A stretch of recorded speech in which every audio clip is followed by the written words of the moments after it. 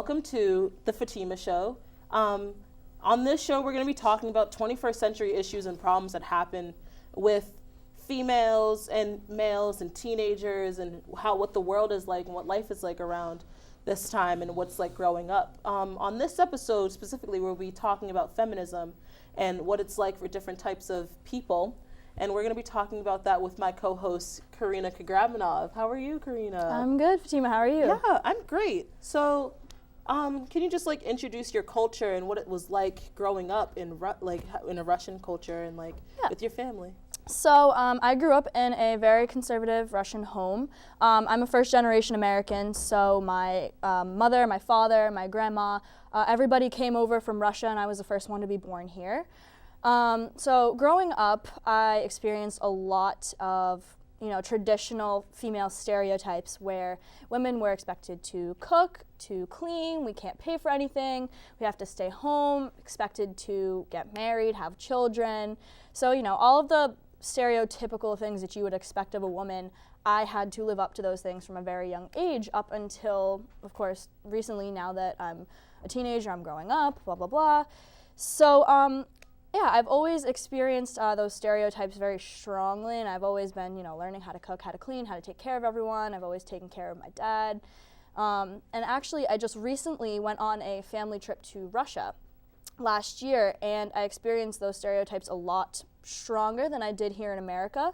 I really feel like the feminist movement here has advanced much more than it has in other countries such as Russia, because when I was there, it was highly expected of me to everywhere I went, even if I was a guest. I had to cook, I had to clean, and I had to do all of those things. Whenever I went out, I wasn't allowed to pay for anything. My male cousins or my dad had to pay for everything. I always had somebody protecting me, that kind of thing.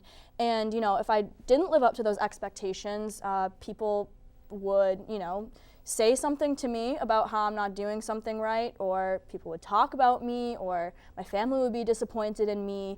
So, even where my beliefs are, I still had to live up to those expectations when I went there. So, yeah, that's how I grew up. And growing up in this culture, I also wasn't exposed to other types of feminism other than white feminism, because I've only grown up with my perspective. In Russia and in the Russian culture, there aren't really many other cultures mixed in. It's very white-centric, I guess, if that's the word.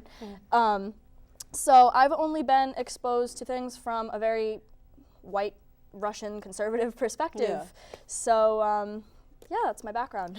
Yeah, it's kind of similar, well, not really, because we're different types of people and from different cultures, but yeah, my family, we're from West Africa, from Sierra Leone, and our culture it's very, the women need to be doing everything to take care of their households, and I found that really hard growing up, because I'm not that kind of person where it's like, I can't sit down and just cook and clean and take care of my husband or whomever else. Like, I love taking care of children, but I feel like as if I need to be my own person, so I can't really, I've always found it really hard to do that. I remember when I was 12 years old, and my stepmom would be like,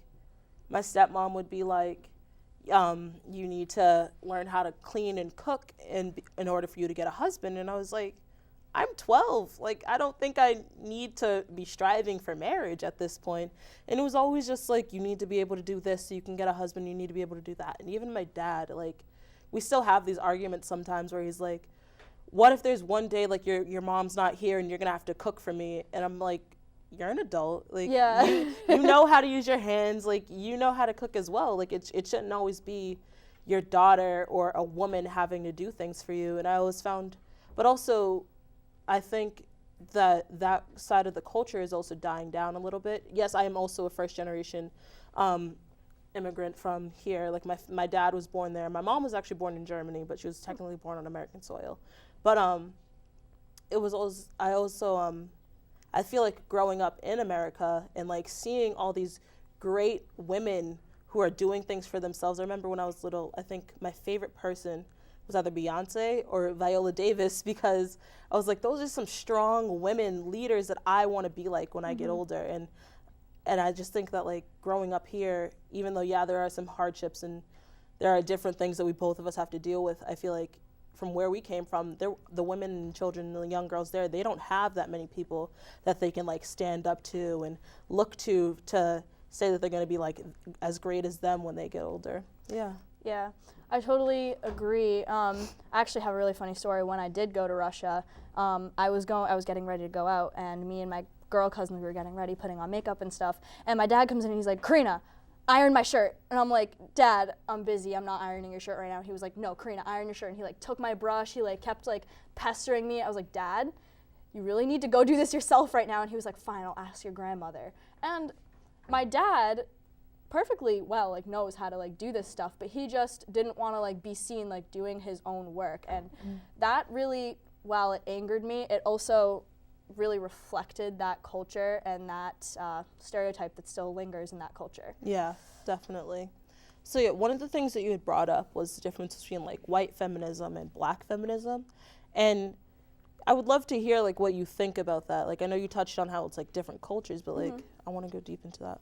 Yeah, so definitely from my perspective, I see it a lot differently than other women do in America. Of course, there's Latina women, black women, Asian women, and everybody, I feel like, is subjected to different stereotypes and different expectations. So one of the biggest differences, I feel, is the pay gap. So as we all know, whether you agree or disagree, a lot of economists still agree that women on average are paid less than men. And the statistic for white women, I believe, is, I'm sorry, I'm blanking on it. 78 cents to a man's dollar. Yeah. And I find that interesting that that's not actually the same across different cultures. It's different among Latina women, among black women, and of course I don't really know the percentages for those, but it's less than a white woman gets. Yeah, definitely. So that's one of the biggest differences that I've come across from the different types of feminism.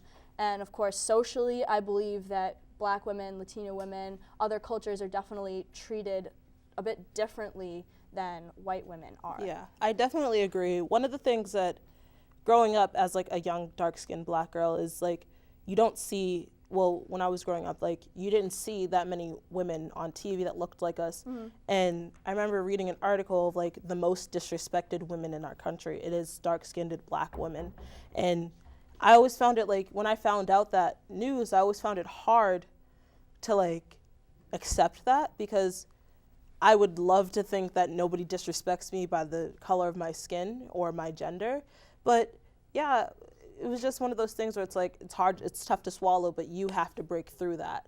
And another thing that I was thinking about with black feminism is the media, how it portrays black women. And yeah, even though these women are signing these contracts, there's shows like VH1. There's shows like VH1 where it's like Love and Hip Hop and like Bad Girls Club, and it's groups of minority women just fighting each other. And I'm like, what's the point? What is this showing? How is this helping women?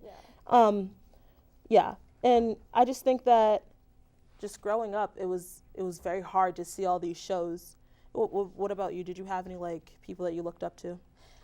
Well, honestly, as a kid, I just cartoons. So I didn't particularly have any female role models as a kid, but recently I watched Parks and Rec, and I've been rewatching Parks and Rec, and I love the character of Leslie Knope, and I relate to her so much, because she's just like, no matter what, she's just like so motivated, and she's like, I'm gonna get this done, and I'm gonna break all these boys clubs, I'm gonna break all the stereotypes, and someday I'm gonna be the female president. Yeah. And even if that may not be possible, you know, I really admire her motivation and the fact that, you know, she never feels deterred by the glass ceiling and by these boys clubs that she faces, and how much support she gets from the people around her.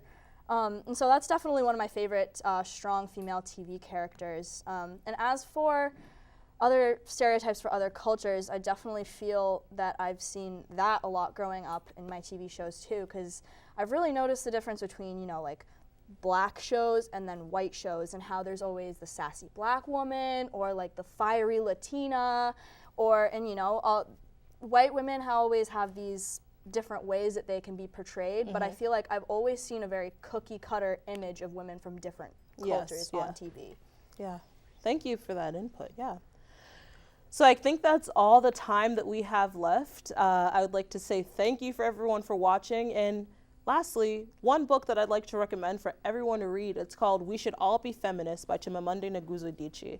It's a really good book. It's a really good read. It also talks about some of the subjects that we spoke about in today's episode of The Fatima Show. Thank you very much, and I'll see you next week.